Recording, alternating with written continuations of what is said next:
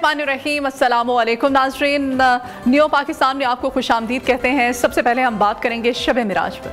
मुल्क भर में रहमतों और बरकतों वाली रात शब मिराज आज मजहबी अक़ीदत और एहतराम के साथ मनाई गई।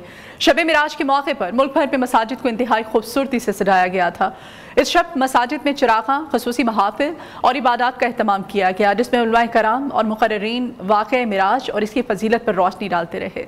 महफ़िल मिराज नबी सल्लल्लाहु अलैहि वसल्लम में नातवा नबी करीम सल्लल्लाहु अलैहि वसल्लम की शान मुबारक में हदिया अक़ीदत और नात पेश करते रहे।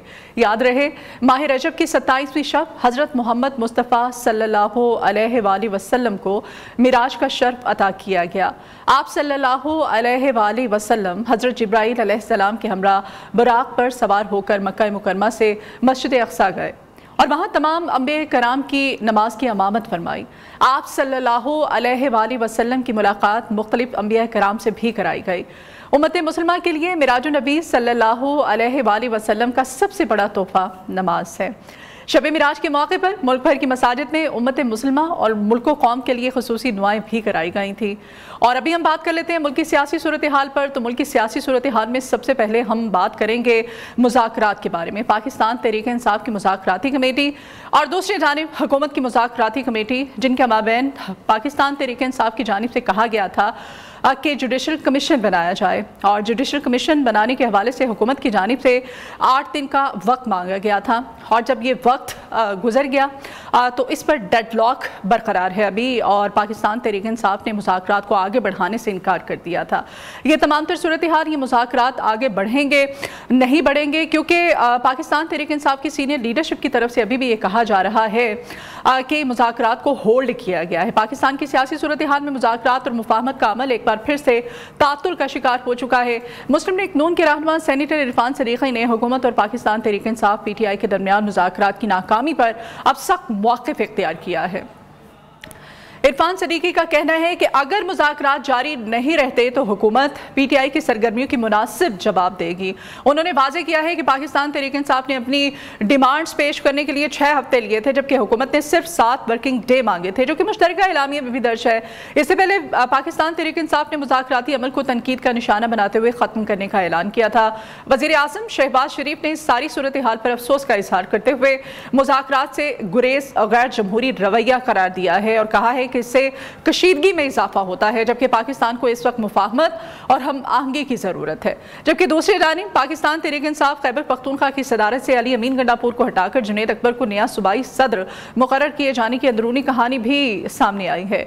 इस फैसले के पीछे पार्टी में शिकायत और धड़ेबंदियों की खबरें ज़ेर बहस हैं। ताहम PTI के तर्जुमान शेख वकास अकरम ने इस तासुर को रद्द करते हुए कहा है कि पार्टी में कोई धड़ेबंदी नहीं है, और अली अमीन गंडापुर ने पाकिस्तान तहरीक-ए-इंसाफ के जो बानी है उनका फैसला कबूल किया। ये तमाम तर मामलात ना सिर्फ हुकूमत बल्कि अपोजिशन के ताल्लुकात को भी मुतासिर कर रहे हैं। PTI की दाखिली सियासत पर भी सवालिया निशानात खड़े करते हैं। ये तमाम तर ओवरऑल सूरत हाल है।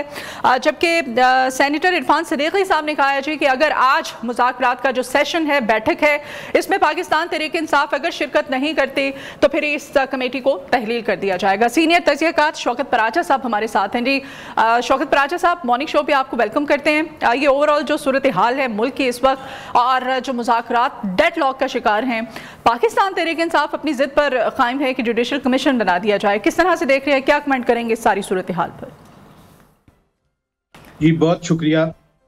जिस वक्त ये मुज़ाकरात शुरू होने थे और खान साहब ने कमेटी बनाई थी, पहले 5 बंदों की फिर 7 बंदों की हो गई थी जी, उस वक्त भी मुज़ाकरात के हवाले से शकूक व शुबात थे, लेकिन बहरहाल 3 राउंड्स हुए। और आज भी अगर मैं ये कहूँ आपसे कि बिल्कुल उम्मीद खत्म हो गई है, तो ऐसा मुमकिन नहीं है, क्योंकि मिक्स से सिग्नल्स आ रहे हैं। ये जरूर है PTI ने कहा है कि जी जुडिशल कमीशन बना दें 9 मई और 26 का आप ऐलान कर दें, हम आ जाएंगे। जब तक आप ऐलान नहीं करेंगे मुज़ाकरात नहीं होंगे। लेकिन ये जो तातुल है या होल्ड हुए हैं, ये बजाते खुद इस बात की गवाही दे रहे हैं ये अल्फाज के देयर इज अ चांस। और हुकूमत की तरफ से भी 9 मई के हवाले से तो खुलकर हुकूमत कह रही है कि 9 मई के केसेस अभी भी अंडर ट्रायल हैं। वो आपको मालूम है मिलिट्री कोर्ट से 85 लोगों को सजा हुई, जिनमें से 19 को माफी मिल गई, बाकी को 48 का जो माफी का प्रोसेस है वो जारी है, वो भी किसी वक्त ऐलान किया जा सकता है।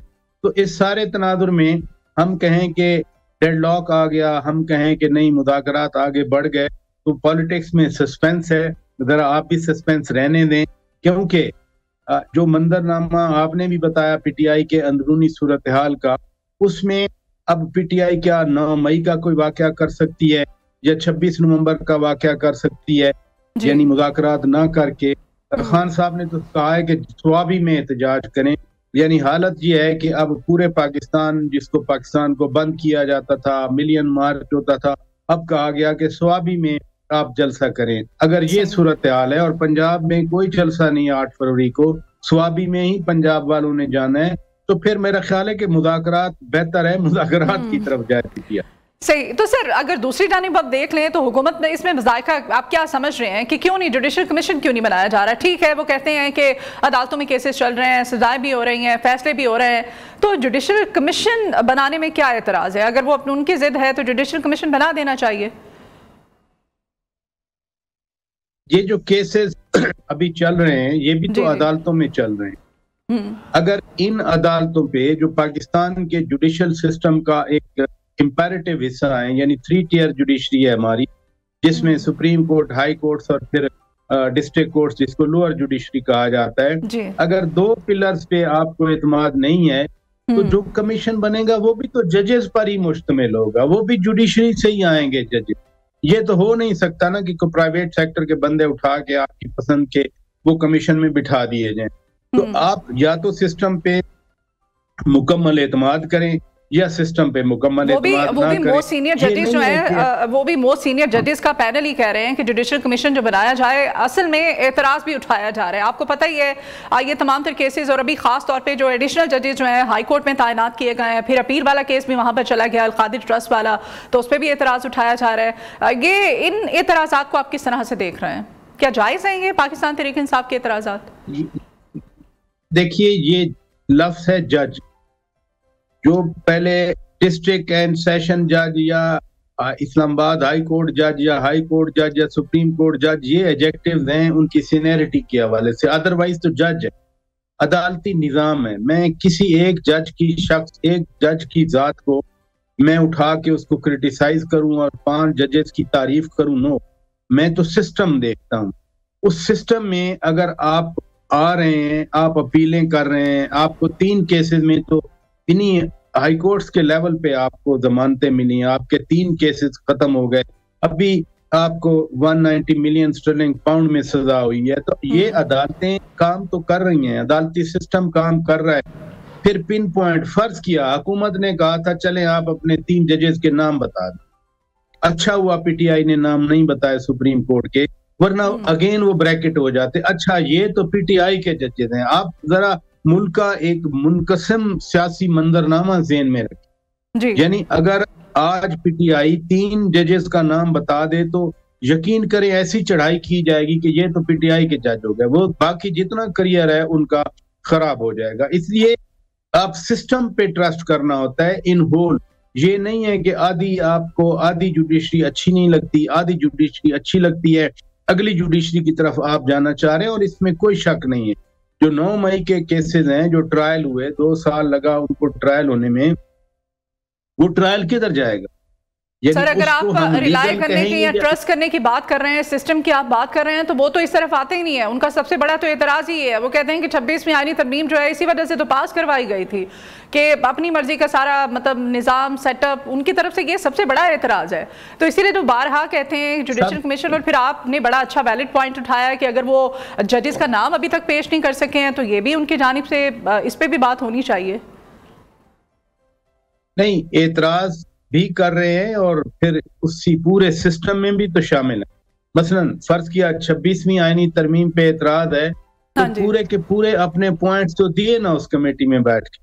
अच्छा, अदलिया पे एतराज है, अदालती निजाम पे एतराज है, तो रिलीफ लेने के लिए हर अदालत में तो 35 पिटीशन पड़ी होती। सुप्रीम कोर्ट में 26वीं आईनी तरमीम के खिलाफ हर इनके बंदे ने पिटीशन दी हुई, वो आखिर टेकअप होनी है।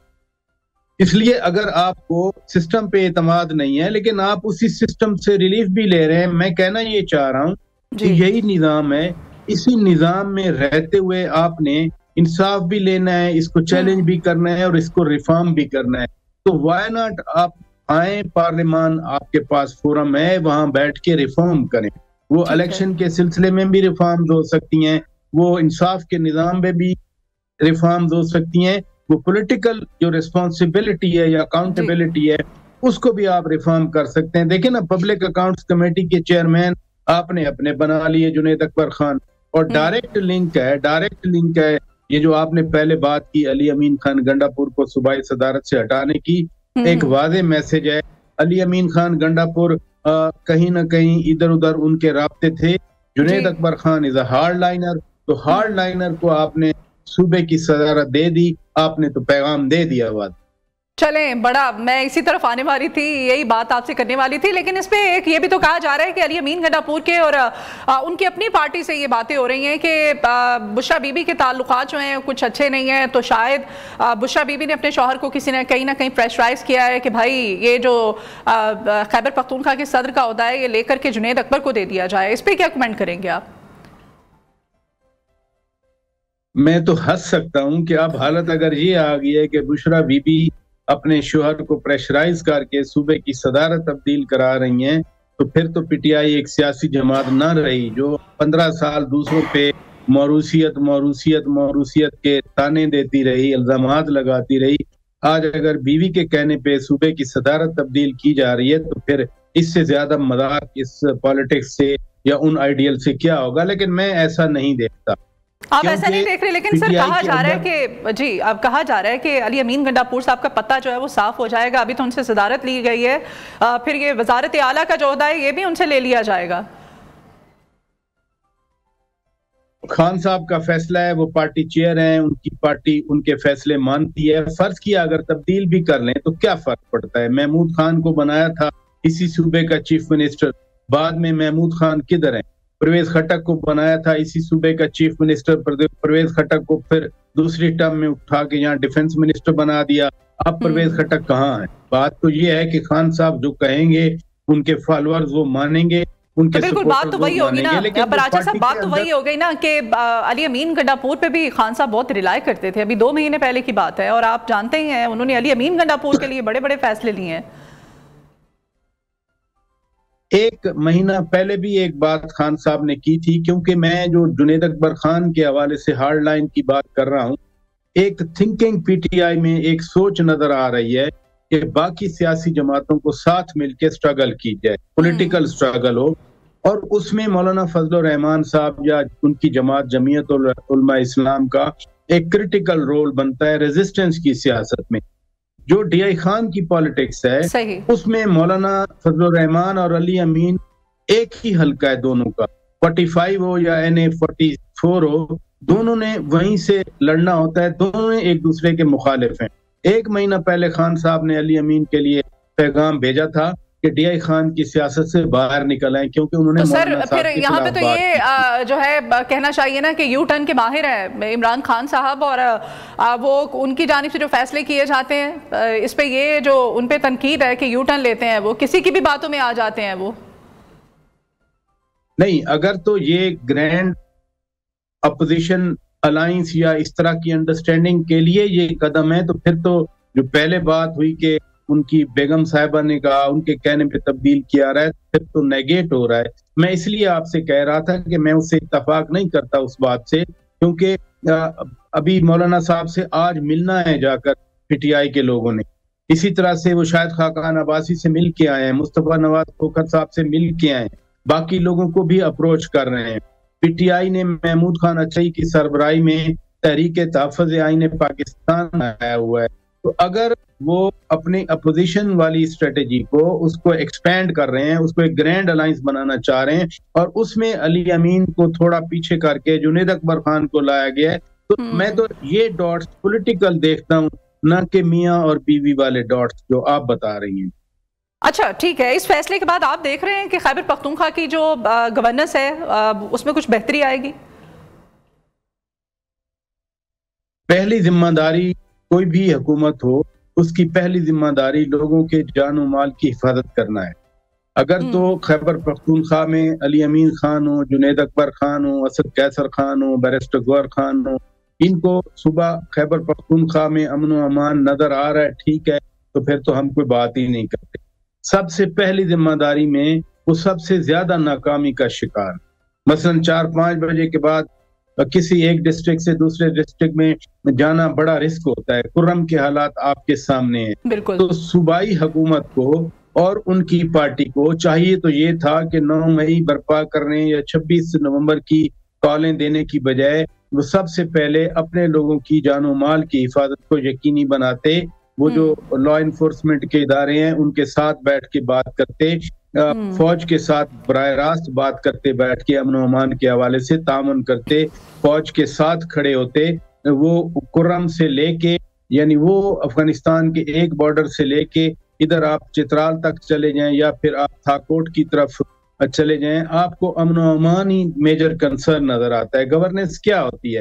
अगर लोग चल नहीं सकते सर, तो अमन अमान की सूरत हाल तो तब से ही ऐसी है जब से वजारत आला इनके पास आई है खैबर पख्तूनख्वा की। ये कोई आज या कल की बात तो नहीं है, इसीलिए तो कहा जा रहा है कि बात असल में कुछ और है। जो ये खैबर पख्तूनख्वा की सदारत का ओहदा उनसे ले लिया गया है। ये सारे टीटीपी सारे इंतहा पसंदों को भगाया था पाकिस्तान की फौज ने, ये भाग गए थे यहाँ से। फिर ये सिर्फ सूबा नहीं है ना, यहाँ मरकज में जब हुकूमत थी यहाँ से बैठ के उनके साथ मुआहदे किए गए। 109 हार्डकोर क्रिमिनल्स को रिहा किया गया। यानी पॉलिसी पर्सपेक्टिव कोई अली अमीन खान ने या महमूद खान ने नहीं बनाना, वो तो यहाँ वजीर आजम हाउस में बन रहा था। यहाँ वजीर आजम साहब की ख्वाहिश थी कि इनके साथ मुआहदे किए जाए, और मुआहदा हुआ भी थी जो अल्टीमेट नाकाम हुआ। और अभी तक उस मुआहदे की रेमिफिकेशन हमारे गले में पड़ी हुई हैं। बहुत सारी चीजें हैं जो वर्टिकल भी हैं और जो हॉरिजॉन्टल भी हैं। अगर उनको मिलाया जाए आपस में तो चीजें क्लियर तो हो जाती हैं। अमन अमान सिर्फ ये नहीं है कि पुलिस काम नहीं कर रही, अमन अमान की खराबी ये नहीं है कि वहां पर चेक पोस्ट नहीं है। अमन अमान की खराबी की बुनियादी वजह वो मुआहदे हैं जिनका आज खमियाजा भुगतना पड़ रहा है।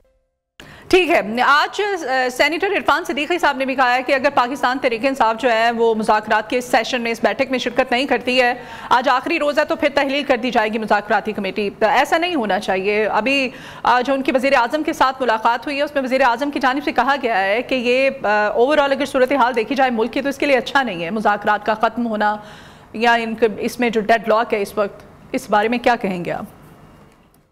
देखें, ये सियासी जमातें हैं, ये इंतहा पसंद तंजीमें नहीं है जी। सियासत में गुफ्तो शुनीद के दरवाजे खुले रहते हैं और वजीर आज़म ने दुरुस्त कहा है कि मुज़ाकरात से गुरेज एक गैर जमहूरी रवैये की निशानदेही करता है। मैं जाती तौर पे समझता हूँ कि इंटरेक्शन तो रहेगा इनका। आज अगर खलल आ जाता है या तातुल आ जाता है तो किसी न किसी लेवल पर, मसलन हुकूमत कह रही है कि हम आपको पार्लिमानी कमीशन या पार्लिमानी कमेटी बना के दे देते हैं। आपको याद है पार्लियामेंट हाउस से कुछ लोग गिरफ्तार किए गए थे तो एक खसूसी पार्लिमानी कमेटी बनी थी सैयद खुर्शीद शाह साहब की ज़ेर सदारत। उसी पार्लिमानी कमेटी ने 26वीं आईनी तरमीम आपको पास करवा के दी कि जब पॉलिटिशियन बैठ के बात करते हैं तो कहीं ना कहीं कोई ना कोई रास्ता खुलता है। आज मफाहमत का रास्ता या आगे बढ़ने का रास्ता, मफाहमत ना कहें कि मुल्क को आगे लेके जाना है, वो पीटीआई हो, नून हो, पीपल्स पार्टी हो, एएनपी हो, पख्तूनख्वा मिली अवामी पार्टी हो, जेयूआई हो, एमक्यूएम हो, बुनियादी तौर पर तो इन्होंने पाकिस्तान को आगे लेके जाना है। ये सियासी जमातें हैं और इनके लोग कायद कहलाते हैं, रहनुमा कहलाते हैं। वो लीडर्स अगर रूठ के मुंह इस तरफ करके बैठ जाएंगे तो फिर मामला तो बदाते खुद खराब रहेंगे। और मुल्क की बका के लिए आपने बड़ा अच्छा वैलिड पॉइंट उठाया है। शुक्रिया सर आपके वक्त के लिए। शौकत पराचा साहब सीनियर तजज़ियाकार हमारे साथ थे। और तमाम सियासी जमातों को मुल्क के स्टेक के लिए मिल बैठना होगा। अगर आज कहा जा रहा है तो पाकिस्तान तहरीक इंसाफ को सोचना चाहिए, मुज़ाकरात के इस आखिरी सेशन में उनको बैठना चाहिए। अदरवाइज अगर मुज़ाकराती कमेटी तहलील हो जाती है तो ना तो मुल्क के लिए अच्छा है ना ही कौम के लिए अच्छा है। ब्रेक लेते हैं, ब्रेक के बाद दोबारा हाजिर होते हैं। आप हमारे साथ ही रहिए। Welcome back new Pakistan. और अभी हम बात करेंगे पाकिस्तान और वेस्ट इंडीज़ के दरमियान हालिया टेस्ट सीरीज़ के इख्तिताम दिलचस्प और तारीखी अंदाज में हुआ कुछ, और वेस्ट इंडीज़ ने मुल्तान के तारीखी मैदान में कौमी टीम को 120 रन से शिकस्त देकर 34 साल बाद पाकिस्तान में टेस्ट मैच जीता और सीरीज़ 1-1 से बराबर कर दी। इस पता का सेहरा वेस्ट इंडियन स्पिनर्स खसूसन जोमिल ब्रैडकिन के शानदार कारकर्दगी के सर है, जिन्होंने मैच में मजमूई तौर पर 9 विकेटें हासिल की और मैच के बेहतरीन खिलाड़ी करार पाए।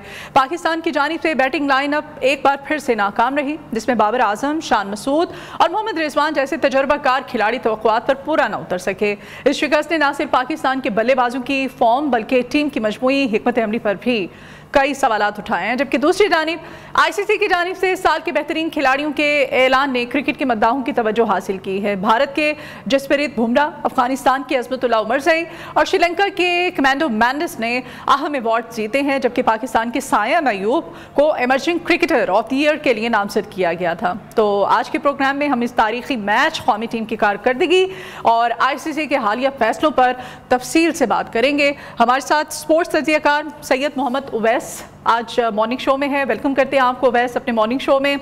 सबसे पहले तो आपसे ये जानना चाहते हैं कि मुस्तकबिल में किन पहलुओं पर पाकिस्तानी क्रिकेट टीम को काम करने की ज़रूरत है, और ये जो मैच रहा, इस मैच पे क्या कमेंट करेंगे आप? जी अस्सलाम वालेकुम। देखें, इस वक्त तो पाकिस्तान टीम की अगर आप बात करें तो मुस्तकबिल तो चैंपियंस ट्रॉफी है, लेकिन अगर जो हालिया सूरत हाल की बात करें, टेस्ट क्रिकेट में पाकिस्तान टीम को बहुत ज़्यादा काम करने की ज़रूरत है, क्योंकि जो 2 टेस्ट मैचेस खेले गए थे, खास करके विकेट्स की बात करें तो फिर मैं वही कहूँगा कि शॉर्ट टर्म प्लानिंग आपकी है। जिस तरीके से आप विकेट्स पे काम कर रहे हैं इस वक्त, आपको पता है कि रिजल्ट ओरिएंटेड है, शॉर्ट टर्म है, आप लॉन्ग टर्म की प्लानिंग के बारे में सोच नहीं रहे, और आप शायद ये भी नहीं सोचते कि जब आप विकेट्स बना रहे हैं, स्पिनिंग ट्रैक की बात करें, ठीक है, आप अपने होम एडवांटेज को देखते हैं तो आपके बैट्समैन परफॉर्म नहीं कर रहे, आपके बैट्समैन जो से हैं वो ज्यादा प्रेशर के अंदर आपको नजर आते हैं। हुरैरा की बात करें, वो डेब्यू कर रहा है, लेकिन इतनी टफ विकेट है, आसान नहीं यहाँ पर स्कोर करना। बाबर आजम कंसिस्टेंटली आपको पता स्कोर नहीं कर पा रहे, उन पे बहुत ज्यादा तनकीद हो रही है। शान मसूद की बात करें, उन पे तलवार भी कप्तानी की इस वक्त आपको पता लटक रही है। तो बहुत सी चीजें इस वक्त पाकिस्तान क्रिकेट की चल रही है, लेकिन मसला फिर वही होता है कि जब आप एफटीपी का साइकिल बनाते हो, जब आप बैठ के आईसीसी के साथ जो फॉरेन टूर का आपका अपना पूरा का पूरा साइकिल है, पाकिस्तान को बहुत अरसा हो गया 3 टेस्ट मैच सीरीज खेले हुए, 5 तो बहुत दूर की बात है ना कि आपने खेली हो, आपको वो करना पड़ेगा। देखें, आप अगर चाहते हैं 4 मैच टेस्ट मैच की सीरीज आपकी हो, 5 टेस्ट मैच की सीरीज हो, जब आप टेस्ट सीरीज को इतना सीरियस आप लेना चाहते हैं तो आपको इसको इंडल्ज करना पड़ेगा।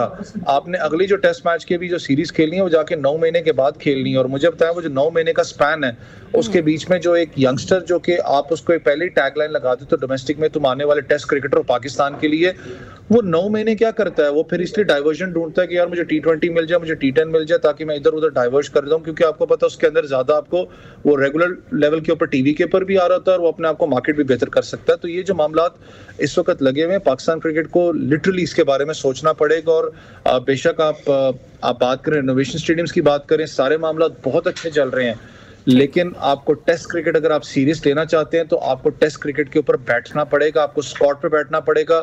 आपके फास्ट बॉलर्स की बात करें, जिस किस्म की आप विकेट्स बना रहे हैं, आप एक जो आने वाला यंगस्टर एक फास्ट बॉलर है उसको आप दफन कर रहे हैं, वो कभी भी टेस्ट क्रिकेट नहीं खेलना चाहेगा इन डेड विकेट्स के ऊपर। एक टेरवे क्विक नाम की चीज होती थी जो कि हमने बिल्कुल खत्म कर दी हुई अपने 4 डे क्रिकेट के अंदर भी। हमारे पास हार्डली आपको टेस्ट क्रिकेट में कोई बॉलर आपको नजर आएगा जो 145 को कंसिस्टेंटली टच कर रहा होगा।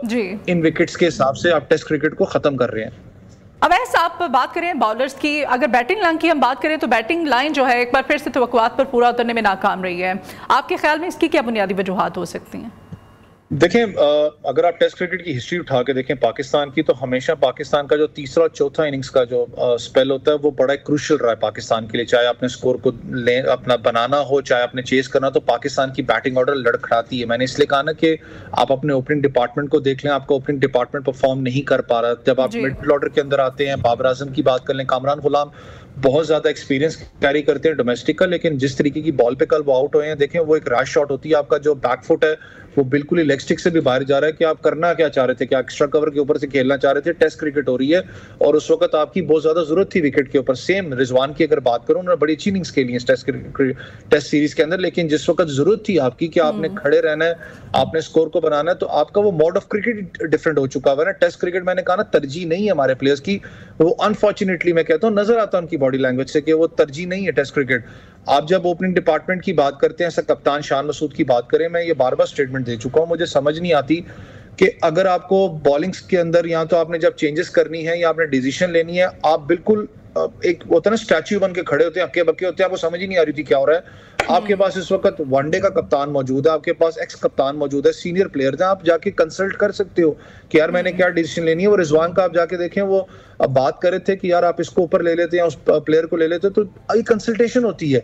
अगर आप नहीं करोगे तो आपकी बॉडी लैंग्वेज गिरी रहती है, और जिस तरीके की बॉडी लैंग्वेज शान मसूद की रही है, मैं जरूर उस चीज पे भी आना चाहूंगा जो प्रेस कॉन्फ्रेंस में हुआ। वो देखें सख्त सवालात होते हैं, लेकिन शायद वो टाइम फ्रेम गलत था, क्योंकि हर चीज दिमाग के अंदर चल रही होती है एक प्लेयर की बैठे हुए कि यार मेरी खुद की परफॉर्मेंस नहीं है, शान मसूद की बात कर रहा हूँ, कप्तानी की परफॉर्मेंस नहीं है, टीम नहीं खेल रही। फिर जब ऐसे शान मसूद की आप बात करें तो शान मसूद से तो कल सहाफी ने जब सवाल किया था वैसे तो वो तो गुस्सा ही कर गए थे। आप नहीं समझते कि कप्तान को थोड़ा तहम्मुल मिजाज होना चाहिए, थोड़ा धीमे लहजे से बात को सुना? आप कप्तान है एक लीड के, आप थोड़ा लंबा चढ़ने का आपका कोई तरीका कार होना चाहिए। इनका तो मूड से लगता ही नहीं है कि इन्होंने लंबा चलना है।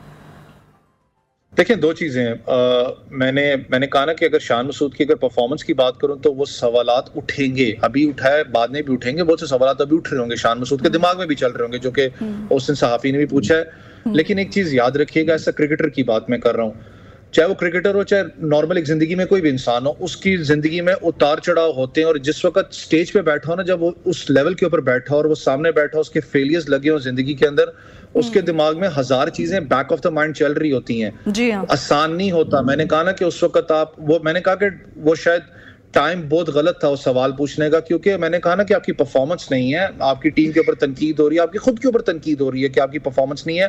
आपके दिमाग में हजार चीजें इस वक्त चल रही होती हैं, आप अपने इमोशंस को आप बहुत क्लोज जो सा ना आप घोट के बैठे होते उस वक्त, और आप ऐसे सवालात पूछेंगे।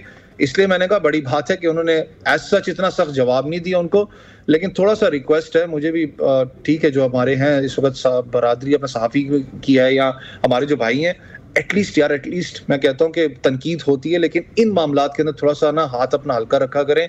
मैं फिर कह रहा हूं कि वो सिचुएशन डिफरेंट होती है। देखें साइकोलॉजिकली प्लेयर जिस वक्त डैमेज होता है उसको वापस फील्ड के ऊपर लेके आना बहुत मुश्किल होता है।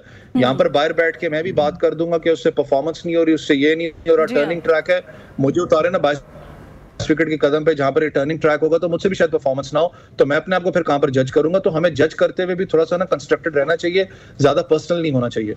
ठीक है। अच्छा अवैस, क्या पाकिस्तान के जो बल्लेबाज हैं विकेट के मुताबिक खेलने में नाकाम रहे आपको लगता है, या फिर वेस्ट इंडीज के जो स्पिनर्स हैं उनकी गैर मामूली कारकर्दगी थी? देखिए पाकिस्तान का एक बड़ा लव स्टोरी ट्रायंगल है हमेशा लेफ्ट आर्म स्पिनर्स की अगर बात करें तो। आपको पता है कि जिस तरीके से वेरिकन ने बॉलिंग करवाई है एक्सेप्शनल थी, उसकी बॉलिंग लाइनअप की बात करें। फिर बाबर आजम का स्पिन बॉलिंग का आपको पता है ऑफ ब्रेक के खिलाफ वो जो आउट हुए हैं उनका एक इशू रहा है, बैट एंड पैड का कर लें या ऑफ ब्रेक के खिलाफ या लेफ्ट आर्मर के खिलाफ जो स्पिनर की बात करूं, कहीं ना कहीं वो फ्लॉप को नजर आता है। कॉन्फिडेंस का मसला है। फिर मैं कह रहा हूँ आपका जब ओपनिंग डिपार्टमेंट परफॉर्म नहीं करेगा, जो एक आपको जो एक पूरा का पूरा एक ले मैप बना के देता है, फिर मिडिल ऑर्डर के अंदर आके आपको 2-3 ऐसी बड़ी इनिंग्स चाहिए होती हैं। आपका टेस्ट क्रिकेट का मसला या दुरानिया बहुत कम है। आप कितने अरसे के बाद वापस टेस्ट क्रिकेट, अभी साउथ अफ्रीका के बाद आप टेस्ट क्रिकेट खेल रहे हो, इसके बाद आपने 9 महीने के गैप के बाद खेलना है। वो जो बीच में पैच आता है, तो मैंने इसलिए कहा ना लड़के जो उनसे टेस्ट क्रिकेट को अनफॉर्चुनेट की बात करो अवॉइड करते हैं। आपके पास वो माइंडसेट नहीं आ रहा टेस्ट क्रिकेट का, वो टेस्ट की बैटिंग का माइंडसेट नहीं आ रहा जिसमें पाकिस्तान स्ट्रगल कर रहा है, और इस पे पाकिस्तान को देखना पड़ेगा। देखें आप, अच्छी बात है बड़े इवेंट्स पाकिस्तान में अल्हम्दुलिल्लाह आ रहे हैं, सारे मामलात हैं, आपने ओडीआई सीरीज भी जीती, लेकिन टेस्ट क्रिकेट की चार्म बिल्कुल डिफरेंट है। आप टेस्ट क्रिकेट को दफन करें, अगर आप ऐसी विकेट्स बनाएंगे, ये शॉर्ट टर्म प्लानिंग की लॉन्ग टर्म प्लानिंग की नहीं है। ठीक है। अच्छा वैस, चैंपियंस ट्रॉफी को सिर्फ 21 रोज बाकी रह गए हैं, कौमी टीम का स्क्वाड जो है ताहाल उसका ऐलान नहीं अभी किया जा सकता, इसकी क्या रीजन समझते हैं आपकी? जो पैदर पैर नाकामियों का जो सामना करना पड़ रहा है इस वक्त, ये भी इसकी एक रीजन हो सकती है? नहीं देखिए ओडीआई क्रिकेट के अंदर तो पाकिस्तान की परफॉर्मेंस अच्छी रही। आपको पता ऑस्ट्रेलिया की बात करें, फिर साउथ अफ्रीका की बात करें, पाकिस्तान की बड़ी जबरदस्त परफॉर्मेंस रही आपकी बॉलिंग यूनिट की। स्क्वाड जो है वो जो मुझे अपडेट थी वो टेबल पे पड़ा हुआ है, चेयरमैन के बस अनाउंस होना ही है, उसमें कुछ शायद 1-2 चेंजेस होंगी, लेकिन जो स्क्वाड आपका बेसिकली ट्राई नेशन सीरीज खेलेगा वही स्क्वाड आपका चैंपियंस ट्रॉफी के लिए होगा। लेकिन थोड़ा सा मैं ट्राई नेशन सीरीज को भी लेके बात करूं, मुझे भी होता है कि यार हमें जीतनी चाहिए, लेकिन ट्राई नेशन सीरीज बहुत से लोगों को मुझे पता है चीज पसंद नहीं आएगी जो बोल रहा हूं, लेकिन वो बेसिकली है जहां पर आप अपने जो कॉम्बिनेशन को ट्राई करते हो चैंपियंस ट्रॉफी के लिए जाने के लिए। खुदा न खास्ता हार भी जाते हैं, कॉम्बिनेशन तो ट्राई करें ना, आपको कॉम्बिनेशन समझ आ जाती है कि किस कॉम्बिनेशन को हम किस पोजीशन पे खिला सकते हैं। एक अच्छी चीज है कि आपने पाकिस्तान ने चैंपियंस ट्रॉफी से पहले 19 मैचेस खेलने थे ओडीआई क्रिकेट के, सबसे ज्यादा मैचेस। आपको बहुत अच्छी प्रैक्टिस मिली है, होम कंडीशंस के ऊपर है। और एक और भी अच्छी बात हो जाएगी कि आईसीसी अगर कंसल्ट करके आईसीसी से अगर हमारे क्यूरेटिव्स विकेट बनाए, जो कि चैंपियंस ट्रॉफी में भी कुछ उस मैच के हिसाब से विकेट बनाई जाएगी, तो आपके पास अच्छा जो है ना वो माइंडसेट एक बन जाएगा कि चैंपियंस ट्रॉफी में आकर विकेट्स किस तरीके से रिएक्ट करेंगे। लेकिन इंपॉर्टेंट होगा जो चैंपियंस ट्रॉफी का स्क्वाड होगा वही आपका ट्राई नेशन सीरीज का होगा। अब ऐसे ये भी बताइएगा, वेस्ट इंडीज ने 34 साल बाद पाकिस्तान में टेस्ट मैच ये जीता है, आप जॉमिल वैटकिंस और इसके स्पिन अटैक की कारकर्दगी को किस तरह से देख रहे हैं? देखें, हिस्ट्री है, आपको पता है बहुत अरसे के बाद वेस्ट इंडीज टीम पाकिस्तान में टेस्ट क्रिकेट खेलने आई है। अगर आप थोड़ा सा दोनों टीम का मुआवजा करें तो पाकिस्तान लिटरली थोड़ा सा आपको ज्यादा भारी नजर आती थी इस टेस्ट क्रिकेट के अंदर, क्योंकि पाकिस्तान एक प्रॉपर टेस्ट नेशन है। उनके लड़के हमारे टेस्ट क्रिकेट खेलते हैं, बेशक पैचेस में क्यों ना हो, बेशक हमारा माइंडसेट क्यों ना चेंज हो गया हो। वेस्ट इंडीज का मसला ये है कि जो उनके जितने बड़े प्लेयर्स हैं, होल्डर की आप बात करें, जितने भी बड़े प्लेयर्स हैं उनके, वो सारे फॉरन की बात करूं, सारे के सारे T20 क्रिकेट खेल रहे हैं, ओडीआई क्रिकेट खेल रहे हैं, टेस्ट क्रिकेट वो नहीं खेलते। ये सारी उनकी यंग साइड थी एज कंपेयर टू ब्रेथवेट की बात करूं, एक दो की बात करूं, बाकी सारे के सारे उनके नए लड़के हैं।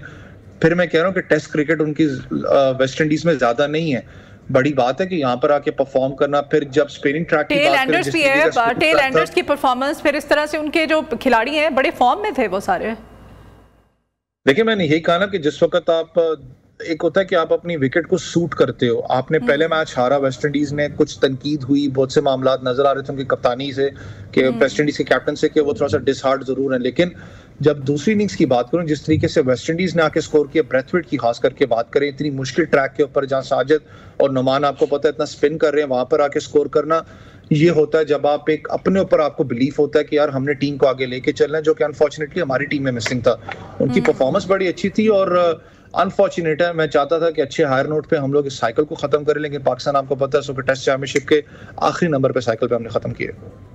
तो फिर इस पे तो शान मसूद की कप्तानी पे भी इस पे सवाल उठता है। फिर शान मसूद की कप्तानी को अगर देखा जाए तो इस पे क्या कमेंट करेंगे, किस तरह से देख रहे हैं इसको आप? देखें, 9 महीने के बाद आपने 8.5 महीने के बाद आपने अगला टेस्ट मैच खेलना है, वो है बांग्लादेश में।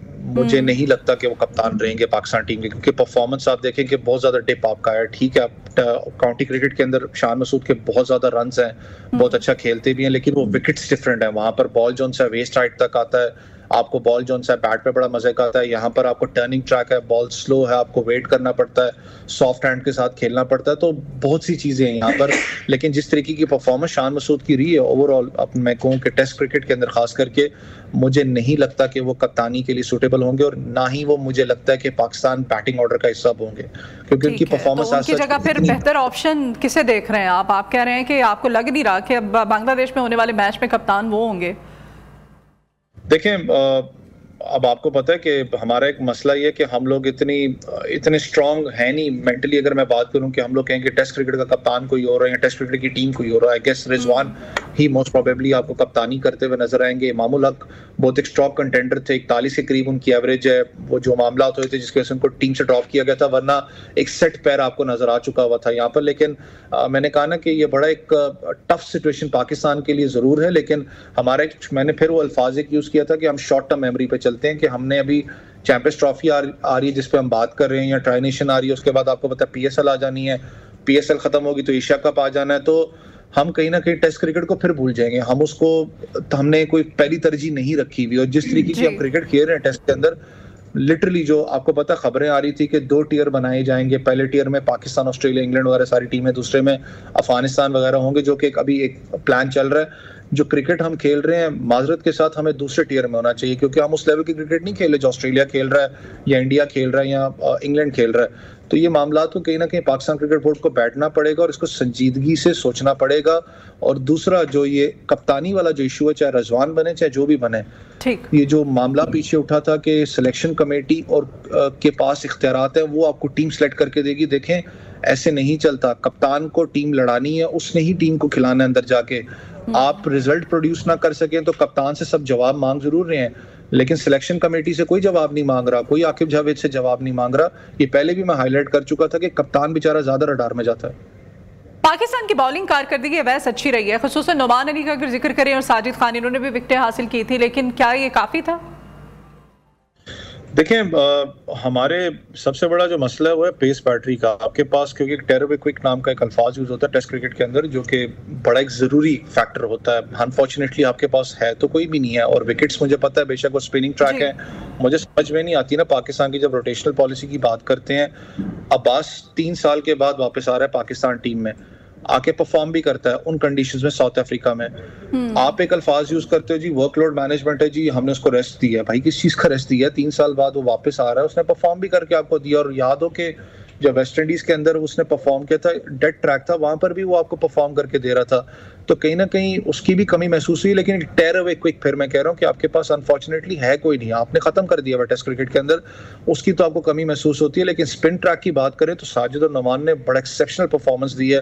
ये होता है ना जब आप लंबी क्रिकेट खेलते रहते हैं, डोमेस्टिक खेलते रहते हैं, फिर जिस तरीके से साजिद बहुत कॉन्फिडेंट भी लगे, उन्होंने कहा कि खाली मैं रेड बॉल नहीं व्हाइट बॉल भी खेलना चाहता हूँ, तो अच्छी बात है। यहाँ से नजर आता है कि आपका कॉन्फिडेंस आई है, जिस तरीके की आप परफॉर्मेंस देख रहे हैं। लेकिन मैं फिर कह रहा हूँ कि फास्ट बॉलर्स को जिस किस्म की आप विकेट्स बना रहे हैं, आप लिटरली आने वाले टाइम पे आप बिल्कुल दफन कर देंगे। तो फिर आइंदा टेस्ट मैचेस के लिए पाकिस्तान को कौन से ऐसे पहलू हैं, अमूर हैं, जिन पे फोकस करना चाहिए? देखिए, आपको सबसे पहले तो मैंने कहा ना कि आपको जो आपका टेस्ट साइकिल है उसको बढ़ाना पड़ेगा। अगर आप चाहते हैं कि टेस्ट चैंपियनशिप में कहीं ना कहीं आप खड़े हो, आपका बहुत ज्यादा इस वक्त टेस्ट मैचेस भी आपके बहुत ज्यादा इन लाइन है, अच्छी बात है। जो अगला टेस्ट साइकिल है, आपने ज्यादा मैचेस अपने पाकिस्तान में ही खेलने हैं, आपको वो साइकिल बढ़ाना पड़ेगा। आपको 5 टेस्ट मैच सीरीज कहीं ना कहीं रखनी पड़ेगी, 4 मैच टेस्ट मैचेस की सीरीज रखनी पड़ेगी, तभी जाके आपको चार्म इस चीज का मिलता है। तभी आप जाके किसी प्लेयर को आप जज कर सकते हो कि यार इसकी परफॉर्मेंस क्या है।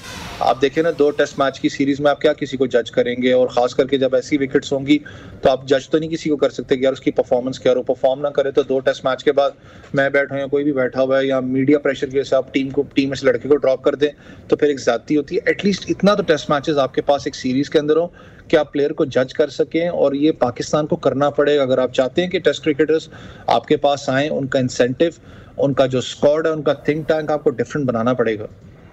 ठीक है जी, बहुत शुक्रिया सैयद मोहम्मद ओवैस हमारे साथ स्पोर्ट्स तजियाकार आपके टाइम के लिए। और अभी हम बात करेंगे अपने अगले सेगमेंट की। आपने मशहूर ज़माना टेस्ला साइबर ट्रक के बारे में तो नाज़रीन ज़रूर सुना होगा, जो अपनी अनोखी डिज़ाइन और जदीद टेक्नोलॉजी की बदौलत दुनिया भर में एक आइकॉन बन चुका है। लेकिन क्या आपने कभी ये सोचा था कि ऐसा ही एक साइबर ट्रक पाकिस्तान की सड़कों पर दौड़ता हुआ भी आपको नजर आएगा? जी हाँ, सोशल मीडिया पर हाल ही में वायरल होने वाली एक वीडियो ने सबको हैरान कर दिया है। वीडियो में एक ट्रक दिखाया गया है जो देखने में बिल्कुल एलोन मस्क की कंपनी टेस्ला के मशहूर साइबर ट्रक जैसा लगता है, जो कि नियो की स्क्रीन पर भी इस वक्त आपको दिखाया जा रहा है। लेकिन हैरत की बात यह है कि ये टेस्ला का साइबर ट्रक नहीं, बल्कि पाकिस्तान की एक होनहार इंजीनियर का शाहकार है। ये हैरान कुन ट्रक गुजरांवाला के एक होनहार इंजीनियर वली मोहम्मद ने अपनी वर्कशॉप में तैयार किया है। इसने अपने क्लाइंट की खास फरमाइश पर एक ऐसी गाड़ी तख्लीक की है जो देखने में टेस्ला साइबर ट्रक से मुशाबहत रखती है। गाड़ी के हर पहलू को इस कदर बारीकी से तैयार किया गया है कि देखने वाले पहली नजर में यह अंदाजा ही नहीं लगा सकते कि मकामी तौर पर तैयार करदा मॉडल है। यह शाहकार truck Sialkot road civil lines branch में तैयार किया गया है और इस पर तकरीबन 30 लाख रुपए लागत आई है।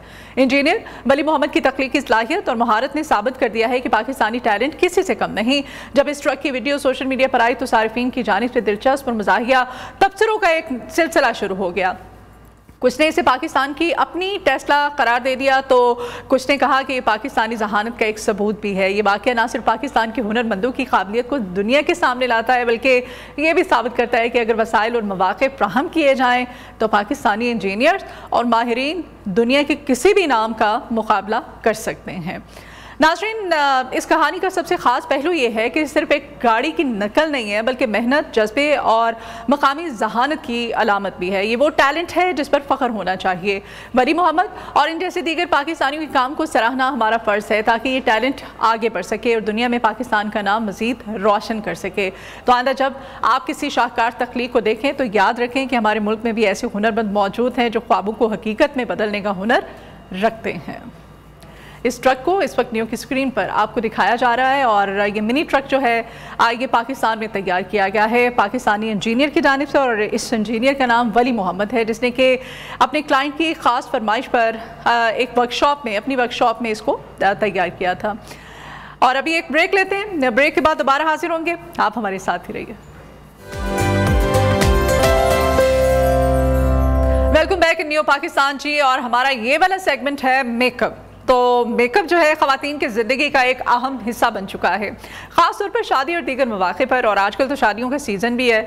लेकिन क्या हर वो चमकती चीज़ सोना होती है? क्या वाकई जो चीज़ चमकती है वो सोना है? हमारे लिए मेकअप किस हद तक मुफीद है, कितना करना चाहिए, कौन सी प्रोडक्ट्स इस्तेमाल करनी चाहिए, इस तमाम तर मामले पर हम बात करेंगे। ख़ास तौर पे जब बाज़ारों में गैर मियारी कॉस्मेटिक्स की भरमार हो और ख़वातीन इनके मुज़िर असरात का शिकार हो रही हों। मेकअप के सामान में स्टीरॉइड्स और दीगर मुज़िर केमिकल्स का इस्तेमाल एक ख़तरनाक रुझान बन चुका है, जो कि वक्ती तौर पर जिल्द को बेहतर बनाते हैं, लेकिन फिर तवील मुद्दत में ख़तरनाक जल्दी बीमारी का सबब बन जाते हैं। हत्ता कि कैंसर जैसी जानलेवा बीमारी भी खुदा न खास्ता आपको हो सकती है। इसीलिए मियारी मेकअप का इंतखाब करना और अज्जा की जांच पड़ताल करना इंतहाई ज़रूरी है।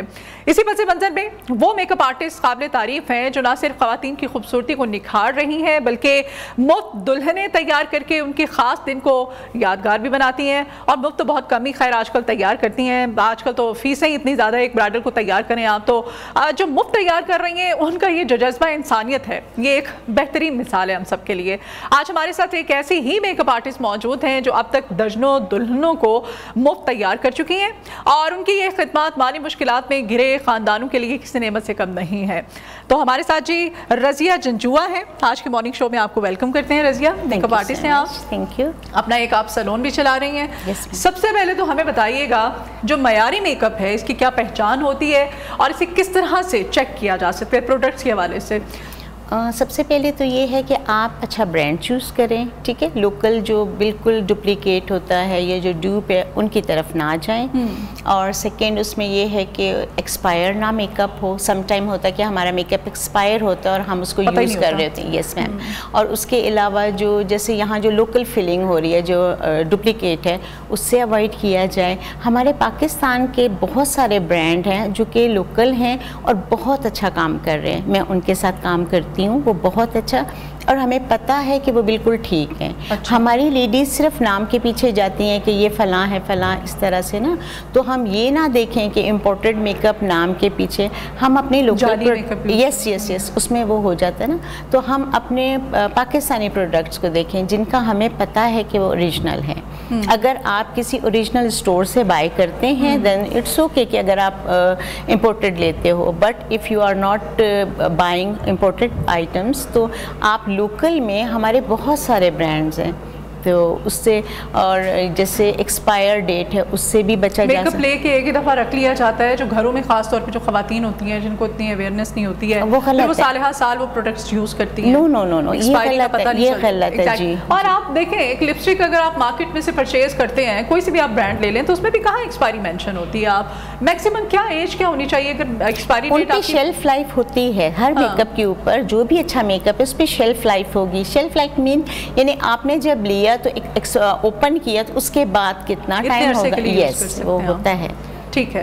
अच्छा, कुछ एक ब्राइडल पैकेज दिया जाता है। आजकल शादियों का भी सीज़न है, आपको बताइए, धड़ाधड़ मेकअप हो रहे हैं, पार्टी मेकअप हो रहे हैं। आजकल तो मैं कहती हूँ जो सैलून चला रहे हैं ना उन लोगों की मौजें हैं भाई, उनकी आजकल चांदी है। तो ब्राइडल पैकेज दिया जाता है क्योंकि बहुत सारे मसाइल होते हैं, स्किन की एक्ने होती है और भी बड़े प्रॉब्लम्स होते हैं, किसी की स्किन ड्राई होती है, किसी की ऑयली होती है। तो आप किस तरह से रिकमेंड करती हैं? क्या कोई फेशियल देती हैं आप या फिर किस तरह से ट्रीटमेंट करती हैं उसके बाद फिर मेकअप करती हैं? जो अगर किसी को स्किन की कोई प्रॉब्लम है, कोई ऐसी ब्राइडल आई आपके पास, फिर उसको किस तरह ट्रीट किया आपने? यस मैम, हम ऐसे करते हैं। मेरी फर्स्ट प्रेफरेंस होती है ऑर्गेनिक की तरफ। मैं उनको टिप्स देती हूँ कि आप होम रेमेडीज़ करें, आप उस पर करें। देखिए सैलून में कोई मैजिक नहीं है कि हम एकदम से उसको ठीक कर लेंगे ना। कोई भी चीज़ आती ग्रेजुअली है, जाती भी ग्रेजुअली है, तो उसका सबसे बेहतर है कि आप ऑर्गेनिकली उसको ट्रीट करें। टिप्स हैं जैसे हमारे नेचुरल चीज़ें जो कि हमारे किचन में आम मौजूद हैं, हम उनको यूज़ करके पानी ज़्यादा पिएं और इस तरह की चीज़ों के साथ, ताकि वो आपके लिए हार्मफुल ना हो ना। तो मैं इस चीज़ को मना करती हूँ। ठीक है। ये भी बताइएगा, अभी आप मुझे बता रही थी कि आप चैरिटी के लिए भी काम करती हैं। मुफ्त अगर कोई दुल्हन ऐसी है जो कि आप पेमेंट नहीं कर सकती हैं तो ये आपको बताएंगी, आप इनके सैलून पे भी आ सकती हैं, वो आपको तैयार करेंगे।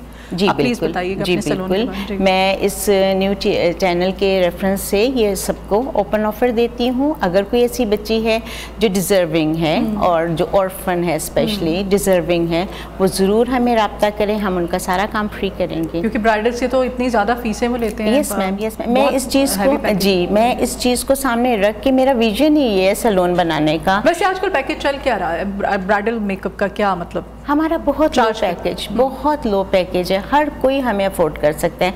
हमारा मेकअप ऐसा नहीं है ज़रूर ब्रांडेड। क्लाइंट के अकॉर्डिंग होता है या फिर कोई फिक्स होते हैं, ये क्या होता है? According to client. हमारा 35 से ऊपर का कोई पैकेज नहीं, क्योंकि मेरा जो अपना टारगेट ऑडियंस है ना, जिन लोगों को मैंने केटर करना है, जो मेरा क्लाइंट है, मैं जिनको फैसिलिटेट करना चाहती हूँ, तो वो मिडिल क्लास है ना, तो उनके लिए, क्योंकि बाकी भी जहेज़ का सामान, सारी चीज़ें करनी होती हैं, ड्रेसेस होता है, ज्वेलरी होती है, तो उसके साथ अगर मेकअप में थोड़ा सा पेरेंट्स को लिफ्ट मिल जाए तो मैं समझती हूँ कि एक बहुत बड़ी, उसमें भी अगर किसी के 35-40 हज़ार रुपए बच जाते हैं तो बड़ी बात है आजकल के दौर में। जी बिल्कुल, बिल्कुल सही। अच्छा, तो फिर आपने जब किसी फ्री दुल्हन को तैयार किया हो और उसकी फैमिली का या उस दुल्हन का कोई जज्बाती ऐसा कोई फीडबैक आया हो, कुछ आप मेमोरी एक दो बच्चियाँ इवन रो पड़ी हैं कि आपने मेरे लिए इतना सब किया, तो हाँ खुश जाती हैं, बहुत हैप्पी जाती हैं। ट्रेनिंग भी देती हैं आप? जी। किस तरह से रज़िया, क्या मतलब कितने अरसे की ट्रेनिंग होती है? बेसिकली अगर कोई बच्ची ये ब्यूटिशियन का कोर्स करना चाहती है तो उसको बेसिक्स मतलब क्या कोर्स है, क्या रिकमेंड करेंगी आप? ओके, हमारे पास 2 टाइप के कोर्स हैं। हम 2 तरह के कोर्स ऑफर करते हैं। एक है 3 मंथ्स का, उसमें थोड़ा छोटा कोर्स है, स्पीडी सा होगा, थोड़ा होगा, उसमें थोड़ी थोड़ी सारी चीज़ों की नो हाउ दी जाएगी। लेकिन 6 मंथ का अगर वो कोर्स करेंगे, जो अंडर प्रिविलेज बच्ची हैं, मैं उनकी बात कर रही हूँ, 6 मंथ का करेंगे, उनको टोटल A to Z बताया जाएगा और बहुत सारी बच्चियां हमारे इंस्टीट्यूट से सीख के अपने सेटअप रन कर रही हैं। ठीक है, लेकिन वो जब ट्रेनिंग देते हैं, जो सिखाते हैं मेकअप सैलून्स ख़ास तौर पे, उसमें भी बहुत ज़्यादा चार्ज किया जाता है? नो, फीस बहुत उसकी ज़्यादा होती है। वी डू नॉट, हम बिल्कुल चार्ज नहीं करते हैं। जितनी इस तरह की बच्चियाँ वो आती हैं, बल्कि हम उनको 3000 स्टाइपेंड देते हैं आने जाने का, कन्वेंस के लिए, तो बच्चियाँ आती हैं। तो घर में जो ख़वातीन इस वक्त हमें देख रही हैं, मैं चाहती हूँ कि कोई बेसिक जो अगर उनको आप गाइडलाइन देना चाहती हैं मेकअप के हवाले से, आजकल का जो वेदर है पाकिस्तान का, ख़ास तौर पे स्किन बहुत ड्राई हो जाती है आपकी, बेस किस तरह की रिकमेंड करेंगे आप? क्या आपको कोई कंसीलर, कोई बेस कोई आप रिकमेंड करना चाहती हैं यहाँ पे? मैं आपको लिक्विड बेस या दूसरी टीवी स्टिक होती है? जी, वो आप देखिए, आपके स्किन के अकॉर्डिंग जब भी आप जाएंगे, किसी काउंटर पे भी जाएंगे, किसी भी प्रोडक्ट के काउंटर पे जाएंगे, वहाँ पे हेल्पिंग होता है आपको ना, लड़कियाँ होती हैं जी, वो आपको प्रॉपर गाइड करेंगे, आपकी स्किन को टेस्ट करेंगे, आपको बताएंगे ड्राई स्किन के लिए डिफरेंट है, ऑयली स्किन के लिए डिफरेंट है। सबसे अच्छा जो मैं होम रेमेडी कहती हूँ ना, इस सीज़न के लिए, जैसे ये जो अभी सीज़न जा रहा है विंटर का, इसमें अगर ड्राई स्किन है तो सबसे बेस्ट है आप नारियल कोकोनट ऑयल यूज़ करें फेस पे। जी, फेस पे कोकोनट ऑयल यूज़ करें। हर तरह की स्किन के लिए वो अच्छा है। कोकोनट ऑयल ऑर्गेनिक होना चाहिए, ये बहुत अच्छा है। हम इसको बहुत अंडररेट समझते हैं कि इससे कुछ फ़ायदा नहीं, फला क्रीम ले लें या नाइट क्रीम लें, डे क्रीम लें। मैं समझती हूँ इससे अच्छी नाइट क्रीम हो ही नहीं सकती है। उसमें 2 चुटकी आप अगर फिटकरी डाल दें, नारियल कोकोनट ऑयल हो, जैसे 3 स्पून कोकोनट ऑयल है, 2-3 चुटकी आपने फटकरी का पाउडर डाल दिया और हाफ स्पून आपने वेज़लिन ले ली। वेज़लिन को मेल्ट करके इसको सारा मिक्स कर लीजिए। रात को सोते वक्त हाथों पे, पैरों पे, फेस पे लगाएं, ये बहुत अच्छा है। ये ड्राइनेस के लिए आप कह रही हैं या ओवरऑल? अगर ड्राइनेस के लिए, पिगमेंटेशन के लिए, सारी चीज़ों को कवर करता है। यस प्लीज, ये सारी चीज़ों को कवर करें। अच्छा, झुर्रियों की एक मेन रीज़न जो है वो कहते हैं जी ड्राइनेस की वजह से भी, ये एज के हवाले से तो होती है, लेकिन ज़्यादा कहते हैं जो अपनी स्किन को मॉइस्चराइज नहीं रखते हैं उनको ये मसला ज़्यादा होता है। बहुत ज़रूरी। तो ऐसी सूरत हाल में वाटर इनटेक और मॉइस्चराइजिंग, ये दोनों चीज़ें बहुत ज़रूरी है। यस, मॉइस्चराइज रखें आप ज़्यादा से ज़्यादा अपनी स्किन को, हाइड्रेट रखें, मॉइस्चराइज रखें।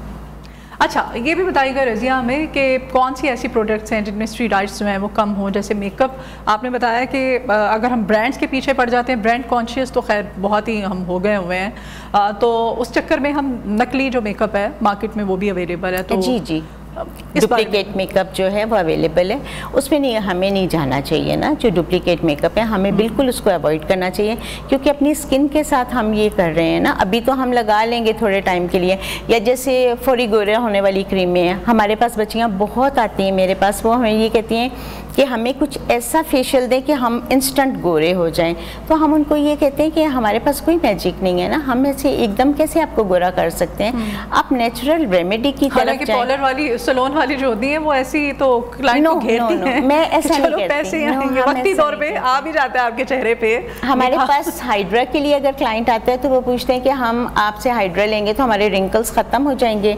मैं स्ट्रेट फॉरवर्ड बोलती हूँ कि नहीं, ऐसा नहीं होगा, इसकी बहुत सी मल्टीपल सिटिंग्स लेना होगी। आप फेशियल भी लोगे तो भी सिंगल एप्लीकेशन से कोई मिरेकल नहीं होगा ना, तो ये चीज़ें हम उनको क्लियर बता देते हैं। ठीक है, आप कह रही हैं क्योंकि मैजिक नहीं है कि रातों रात आपकी स्किन अगर आप समझते हैं कि बहुत अच्छी हो जाएगी, कुछ नहीं है, ऐसा नहीं है। आप जितना महंगी, जितनी ब्रांड की क्रीम लेंगे वो 1 मंथ से पहले आपको कुछ रिजल्ट नहीं देगी। स्टेरॉइड वाली कॉस्मेटिक्स की पहचान जो है वो हम किस तरह से कर सकते हैं? बहुत सारे प्रोडक्ट हैं जिनमें स्टेरॉइड है, तो जो ब्रांडेड प्रोडक्ट है ना, आप ये देखिएगा, जो जैसे मैं कह रही हूँ कि हमारे जो अपने लोकल प्रोडक्ट्स हैं उनमें स्टेरॉइड कम है, उनमें नहीं है। जो ये वाले प्रोडक्ट है ना, जो आर्टिफिशियल नकली जो प्रोडक्ट हैं, जो डुप्लीकेट हैं, उनमें बहुत ज़्यादा है, जिनमें ये क्लेम किया जाता है कि आप फौरी गोरे हो जाएंगे, फौरी गोरे, जिसमें इस तरह का क्लेम आप पाएँ तो आप उनसे अवॉइड करें। अच्छा रज़िया, मेकअप में कहा जाता है कि अगर आपकी बेस सबसे ज़्यादा इंपॉर्टेंट होती है, अगर आपकी बेस आप कंसील करके बाकायदा बेस बहुत अच्छी बना लेते हैं और उसके बाद फिर आपकी कॉन्टोरिंग तो ज़ाहिर है, लेकिन बेस के बाद आपका आई मेकअप होता है, इज़ इट? इस बारे में थोड़ा सा हमें गाइड करें। जी बिल्कुल आप ठीक कह रहे हैं, वाकई आई मेकअप बहुत इंपॉर्टेंट होता है, बेस बहुत इंपॉर्टेंट होती है। बेस हमेशा आपने अपनी स्किन के अकॉर्डिंग लेनी है। हमारे यहाँ तो चिट्टी बेस, आपने कहीं जाना है तो चिट्टा बन के आप चले जाएं। If you want to become, माजरत के साथ एक ये आम तासुर पाया जाता है कि जितना आपका चिट्टा गोरा रंग होगा ना, उतनी खूबसूरती का एक क्राइटेरिया हमने बना लिया हुआ है, एक एलिमेंट समझ लिया हुआ है कि जो जितना ज्यादा चिट्टा होगा ना वो उतना ही खूबसूरत, उतना ब्यूटीफुल। ना आपकी हाइट, ना आपकी फिजिक, ना आपके फीचर्स कुछ मैटर नहीं करते हैं, और ना हम किसी का इनर सेल्फ देखते हैं। ब्यूटी का क्राइटेरिया हमारे पास वो नहीं है। यस, हमारा गलत है। लेकिन ये है कि आप ये देखिए ना कि अगर आप मेकअप बेस की आप जैसे बात कर रहे थे, तो उसमें जो आपका नेचुरल टोन है, अगर आप फेयर में जाना भी चाहते हैं तो आप स्टेप वाइज जाएं। पहले एक स्टेप अपनी फेस से लाइट लें, देन लाइट, उससे आगे लाइट लें। लाइट जैसे हम 2 जंप करेंगे ना, तो वो जो हमारी ग्रे हो जाता है, मोस्टली लेडीज कहती है मेरी स्किन ग्रे हो गई, मुझे सूट नहीं किया, ये नहीं सांवला रंग है, उस पे आप चिट्टी बेस लगा लें। यस, अगर आप जाना चाहते हो ना तो स्टेप वाइज ग्रेजुअली जाएं। पहले आप एक टोन लाइट आए, देन अगेन 1 टोन, तो इस मीन कि आपने 2 का जंप लिया, तो आप डायरेक्ट 1 पे आ जाएंगे ना, पिछले उस पे आएंगे तो आपका मेकअप ग्रे हो जाएगा। पहले आप प्रॉपर कंसीलिंग करें। यस, जी कंसील कीजिए पहले, उसके बाद आप अपने ऊपर लगाएं, बेस लगाएं, आप अपने अकॉर्डिंग टू स्किन लगाइए, ड्राई है उसको देख लीजिए, ऑयली है उसको, हर तरह का मेकअप है तो आप जाएं और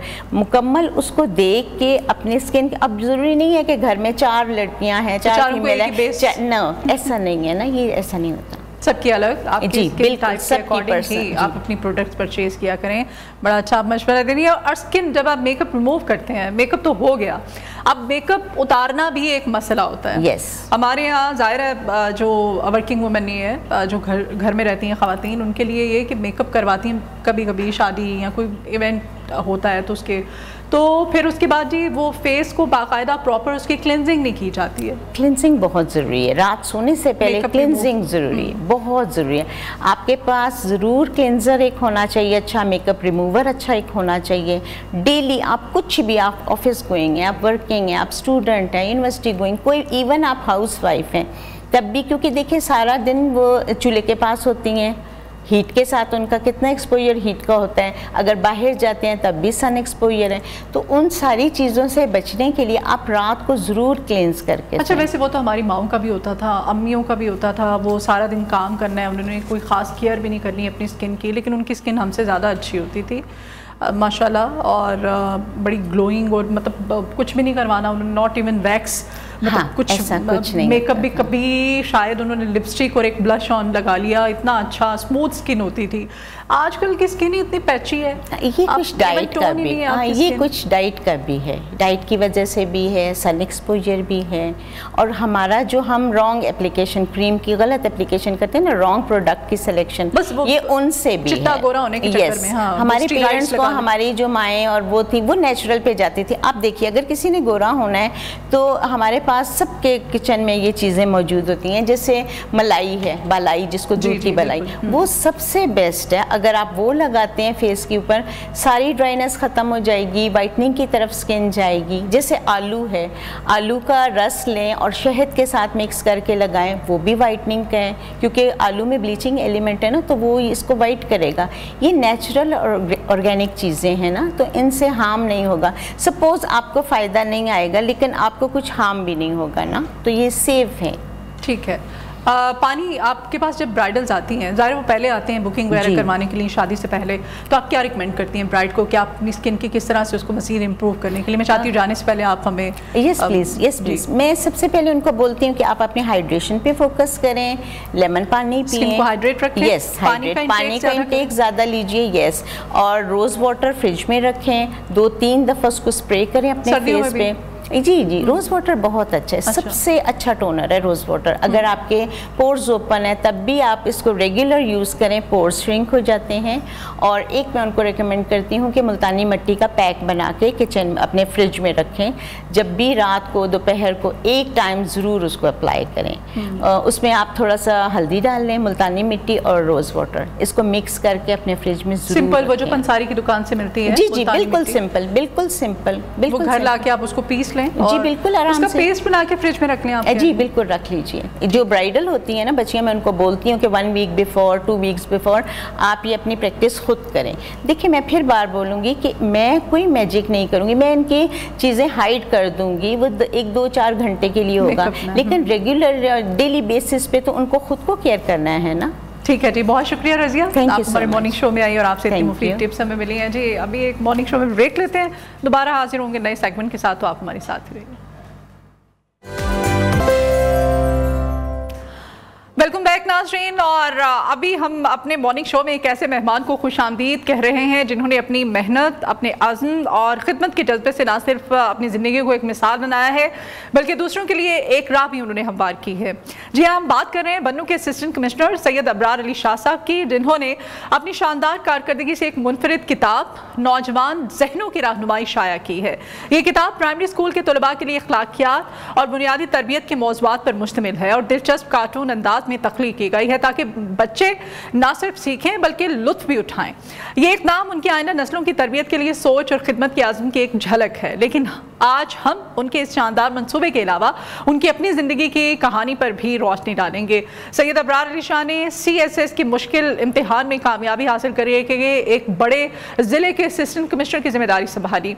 आज के तलबा के लिए उनकी जद्दोजहद और कामयाबी एक मिसाल है। तो आइए उनकी कहानी उन्हीं की ज़ुबानी सुनते हैं, ताकि CSS की तैयारी करने वाले जितने भी तलबा हैं उनके लिए एक मशअल राह साबित हो। तो इस वक्त सैयद अबरार अली शाह साहब हमारे साथ हैं। बहुत शुक्रिया अबरार आपके वक्त के लिए। सबसे पहले हमें ये बताइएगा, नौजवान जहनों की रहनुमाई जैसी मुनफरिद किताब शाया करने का ये जो आइडिया है, ये आपके जहन में किस तरह से आया? Thank you so much for having me on your show. सबसे पहले तो मैं बताना चाहता हूँ कि जी इस तरह की किताबों की बहुत ज़रूरत है हमारे माशरे को। हम तालीम की बात करते हैं, लेकिन उसके साथ एक इम्पॉर्टेंट एलिमेंट जिसको हम मिस कर गए हैं वो है तरबियत का। तालीम और तरबियत हम कहते तो हैं, लेकिन हम तरबियत दे नहीं रहे। अपने एजुकेशन सिस्टम से हम तरबियत को ऑलमोस्ट एलिमिनेट कर चुके हैं। तो ये आइडिया उसी सोच के साथ ही आया कि हम किस तरह अपने बच्चों को मोरल वैल्यूज़, मोरालिटी, अखलाकियात, सिविक सेंस, ह्यूमैनिटी, इन चीज़ों का दर्स दें। आज से तकरीबन 3 से 4 माह पहले हम बन्नू में एक इनिशिएटिव शुरू करना चाह रहे थे, फूड स्ट्रीट का, जिस पर लोगों ने कहा सर आप इस तरह की चीज़ बन्नू में कर रहे हैं, लोगों में सिविक सेंस है नहीं।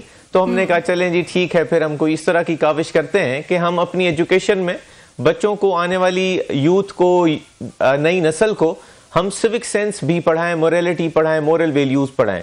हम जब सीएसएस की तैयारी करते थे तो हम दुनिया के सिविलाइज्ड मुआशरों की मिसालें पढ़ते भी थे, केस स्टडीज तैयार करते थे। तो ये तब से जो है ना वो चीज़ एक माइंड में थी कि जो सिविलाइज्ड मुआशरे हैं आखिर उन्होंने ऐसी क्या काविश की अपने वक्तों में कि आज हम उनको जब देखते हैं, मगरबी मुआशरे को देखते हैं, यूरोप की मिसालें देते हैं, जापान की मिसालें देते हैं, आप उनके एजुकेशन सिस्टम्स को पढ़ेंगे तो आपको हैरत होगी कि किसी ने 300 साल पहले एजुकेशन सिस्टम में मोरल एजुकेशन को इंक्लूड किया है, जापान ने 550-600 साल पहले मोरल एजुकेशन को इंक्लूड किया अपनी एजुकेशन में, और फिर वक्तन फवक्तन उसको मॉडर्नाइज करते गए। अभी इवन आफ्टर जो है ना वो सेकेंड वर्ल्ड वॉर, जापान ने एक एजुकेशन लॉ दिया जिसकी फोकस जो है वो मोरालिटी थी। बच्चों को लॉयल्टी पढ़ाई गई, बच्चों को एथिक्स पढ़ाया गया, बच्चों को जो है ना वो सोशल हार्मनी पढ़ाई गई। हमारी मोरालिटी, हमारे एथिक्स जो है वो तो हमारे कल्चर, हमारी रिवायात, हमारी जो तरबियत थी, हमारा जो जॉइंट फैमिली सिस्टम था, हमारा जो कल्चर था उसमें था। हम तो जैसे जैसे इन चीजों से दूर होते गए हैं तो हम ऑटोमेटिकली इन सब चीजों से दूर होते गए हैं। Is it? एग्जैक्टली ऐसा ही है। और अब आप देखें ना कि हम पहले हमारे बुजुर्ग जो हैं वो घरों में कुछ तरबियत बताया देते थे, सुनाया करते थे, बताया करते थे। जब से फोन और इंटरनेट का जमाना आया है तो बच्चों को तो आजकल की मदर्स जो हैं वो फोन दे देती हैं कि बस रोए ना, चुप हो जाए। तो हम वो तरबियत का जो कॉन्सेप्ट था, वो जो हमारा फैमिली सिस्टम के थ्रू जो हम तरबियत पढ़ाया और सिखाया करते थे वो हम ऑलमोस्ट छोड़ चुके हैं। जैसे हमारे दादा दादी का, हमारी फुप्पो होती थी, या खानदान में और जितने बड़े होते थे उनका एक इन्फ्लुएंस होता था, उनकी एक हमारे हम पे रोब होता था, एक तरबियत का जो हमारा है उसमें उनका था। अब बच्चों के रूम्स अलग हैं, बच्चों के मोबाइल फोन अलग हैं, उनके टैब अलग हैं, घर अलग हो जाते हैं। True true. तो ये किताब जो है ये चीज एक हमने काविश की है। इस किताब को अगर आप गो थ्रू करें और नाजरीन को अगर दिखा सकें तो इसमें जो हमने चैप्टर्स इंक्लूड किए हैं वो बेसिक छोटी छोटी स्टोरीज हैं जो आप दिन भर अपने बच्चों के साथ जो है ना वो प्रैक्टिकल कर सकते हैं। जैसे जी एक बच्चा है गली में, अब देखें ना हम अपने घरों को तो ओन करते हैं, अपनी स्ट्रीट्स को ओन नहीं करते। घर का कचरा निकाल के स्ट्रीट में फेंक देना ये हमारी रिवायत बन चुकी है क्योंकि हम ओन नहीं करते। तो इसमें हमने इस तरह की स्टोरीज जो है इंक्लूड की हैं कि बच्चे अपनी स्ट्रीट को ओन करें, उसकी सफाई करें। अगर गली में कोई पौधा खराब देखें, कोई प्लांट खराब देखें तो उसको ठीक करें। काइंडनेस फॉर प्लांट्स का एक चैप्टर है, काइंडनेस फॉर एनिमल्स का एक चैप्टर है, पब्लिक एटिकेट्स का चैप्टर है, सेंस ऑफ क्यू का। अब देखिए हम कतार में लगना, हम जो है ना समझते हैं कि हमारे साथ ज्यादती हो रही है, किसी तरह हम इस कतार को ब्रीच कर लें, इस लाइन को ब्रीच कर लें। ना हम एयरपोर्ट्स पे लाइन बनाते हैं, ना हमने कहीं जाना होता है, हमने पासपोर्ट ऑफिस जाना है, हमने नादरा के ऑफिस जाना है, हमने कहीं भी जाना है तो हम पहले तो कॉल करवाते हैं ना, पहले तो वहाँ पे कोई रेफरेंस, कोई सोर्स ढूंढते हैं कि भाई हमें कॉल करवाते हैं, ना लगना पड़े, हमें वहाँ पे जाके इंतजार ना करना पड़े। ये बड़ा इंसल्टिंग होगा इसी वजह से। एग्जैक्टली।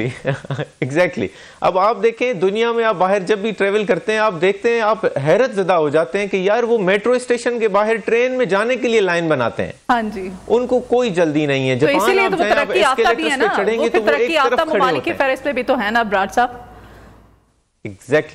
एग्जैक्टली। तो यही हमारी कोशिश है कि आने वाली यंग नस्ल को, जनरेशन को हम इस तरह की तरबियत दें, इस तरह की एजुकेशन इम्पार्ट कर सकें उनमें कि वो जो है ना वो कुछ बेहतरी ला सकें। क्योंकि देखें जो हम हैं, जिस तरह 30 साल 40 साल 50 साल के जितने भी लोग हैं उनको अगर अभी आप इन्वेस्ट करेंगे ना तो शायद उससे आप इतने फ्रूट्स ना हासिल कर सकें। लेकिन यंग लॉट पर अगर आप इन्वेस्टमेंट करते हैं इस तरह की काविश के थ्रू तो आप एक्सपेक्ट कर सकते हैं कि आप जो है 30 साल के बाद कुछ अपने इस मुआशरे को जो है ना सिविलाइज कर सकें। तो और बड़ी अच्छी आपकी काविश है जी, हम अपने न्यू के प्लेटफॉर्म से आपको अप्रिशिएट करते हैं।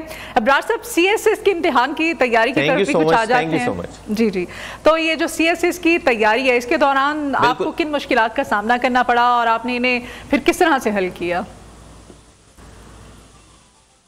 देखें सीएसएस की तैयारी जो है, सबसे पहले तो मैं एक इस तरह के मिसकंसेप्शन को दूर कर लूं।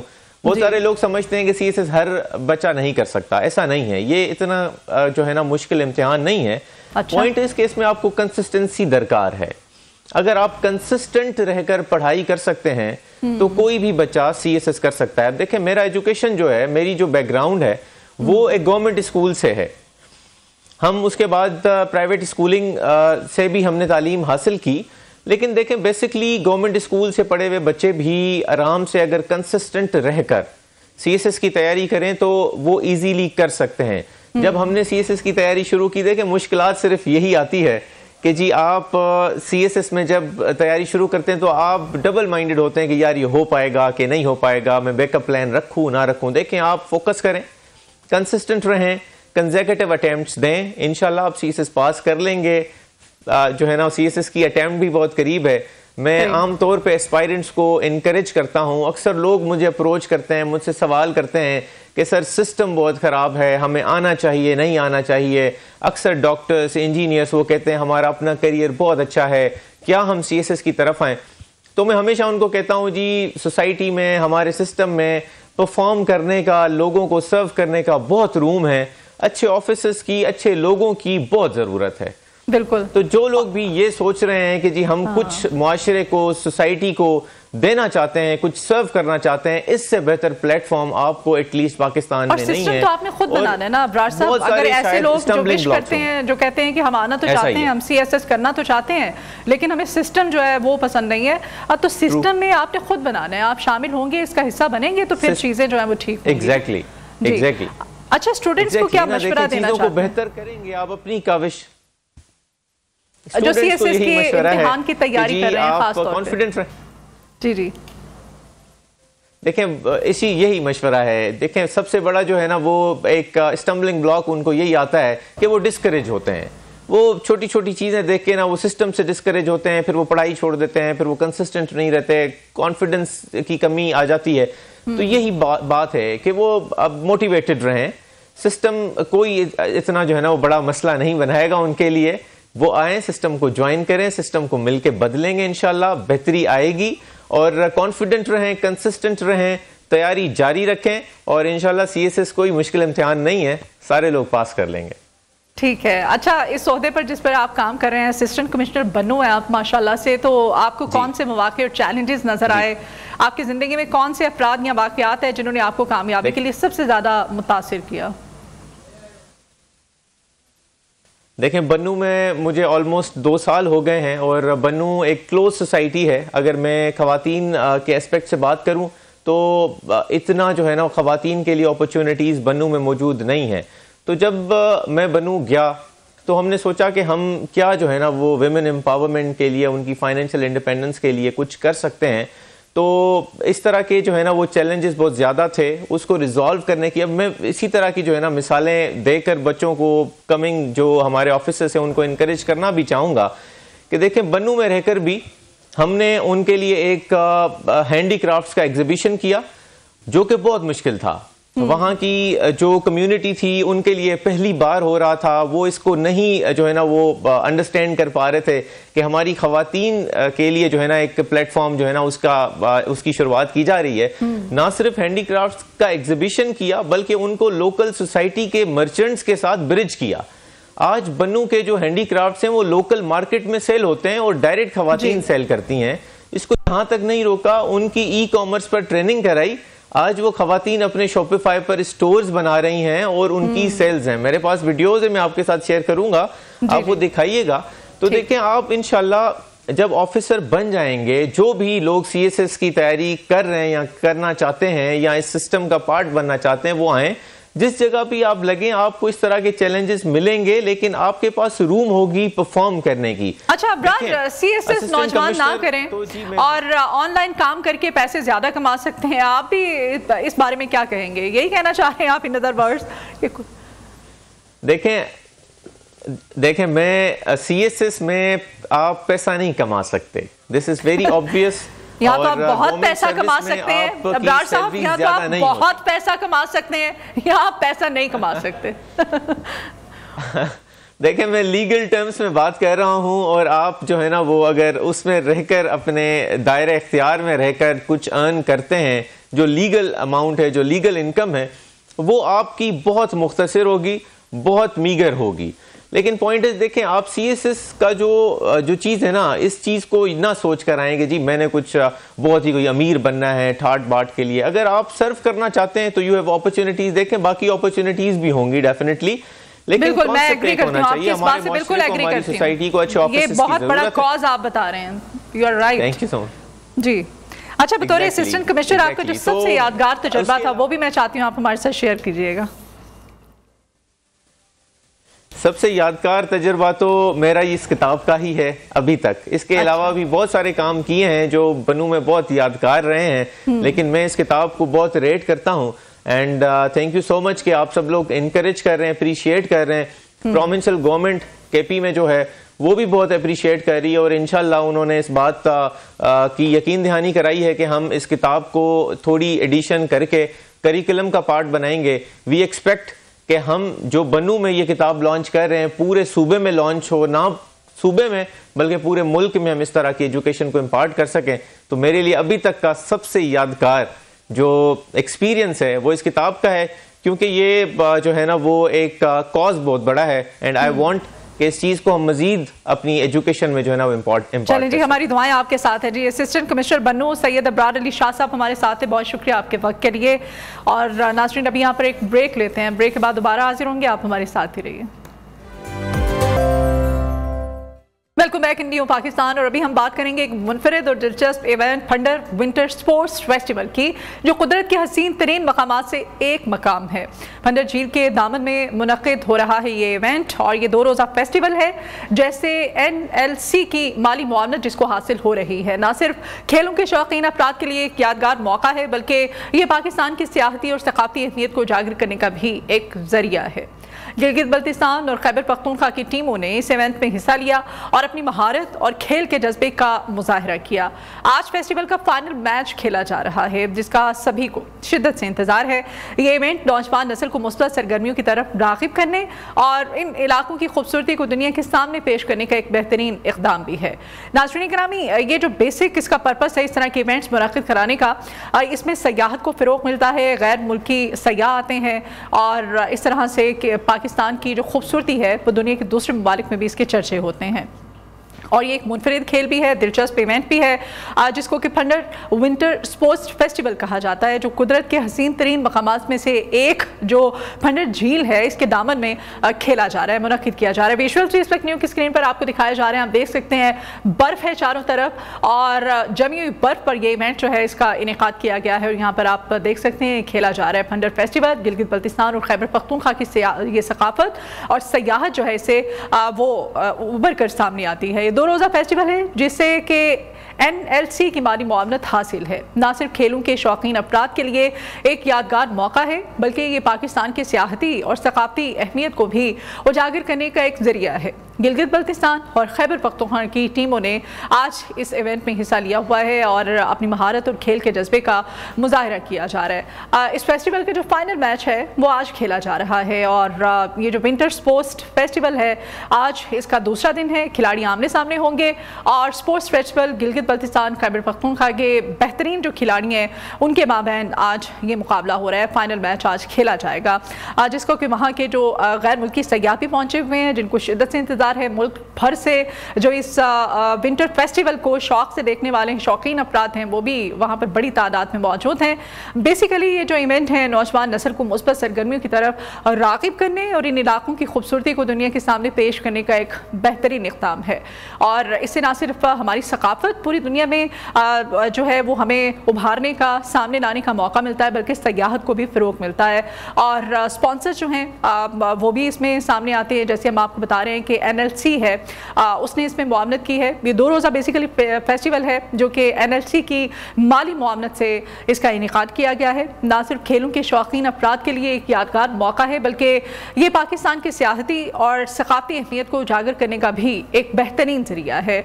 और यहाँ पर गिलगित बल्तिस्तान और खैबर पख्तूनख्वा की जो टीमें हैं इस इवेंट में हिस्सा लिए हुए हैं 2 रोज़ा फेस्टिवल में, जिसे कि NLC की माली मुआवनत हासिल है। हम जानने की कोशिश करेंगे ये इवेंट जो कि यहाँ पर ऑर्गेनाइज किया गया है। इवेंट के ऑर्गेनाइजर हमारे साथ होंगे, मैं ज्वाइन करेंगे कुछ ही देर में। लेकिन ये विजुअल्स इस वक्त न्यू की स्क्रीन पर खूबसूरत पहाड़ हैं जो कि चारों तरफ से बर्फ से ढके हुए हैं, और ये खूबसूरत वादियाँ यहाँ पर आपको नजर आ रही हैं। दुनिया भर से सयाह बड़ी तादाद में यहाँ पर पहुँचते हैं। पाकिस्तान से भी जो इस विंटर फेस्टिवल के शौकीन अफराद हैं वह यहाँ पर पहुँचते हैं, फेस्टिवल को देखते हैं और इसको फिर इंजॉय किया जाता है। पाकिस्तान की खूबसूरती हो, पाकिस्तान की सकाफत को, पाकिस्तान की जो सयाहत है उसको भी फ़रोग़ मिलता है और पूरी दुनिया में इसको उबारा जाता है। बर्फ़, जमी हुई बर्फ़ के ऊपर ये जो फेस्टिवल है इसका इनेकाद किया जा रहा है और फेस्टिवल में आज दोनों टीमें जो कि गिलगित बल्तिस्तान और खैबर पख्तूनख्वा की टीमें हैं, जिनके माबैन आज ये फाइनल जो राउंड है इस फेस्टिवल का वो खेला जाएगा, उसका इनेकाद किया जा रहा है और बड़ी तादाद में यहाँ पर सयाह जो हैं मौजूद हैं इस इवेंट को एंजॉय करने के लिए। फंडर विंटर स्पोर्ट्स फेस्टिवल है पाकिस्तान की सयाहत और सकाफत को उजागर करने के लिए। बेसिकली सयाहत की अक्कासी है, ये खूबसूरती को दिखाता है।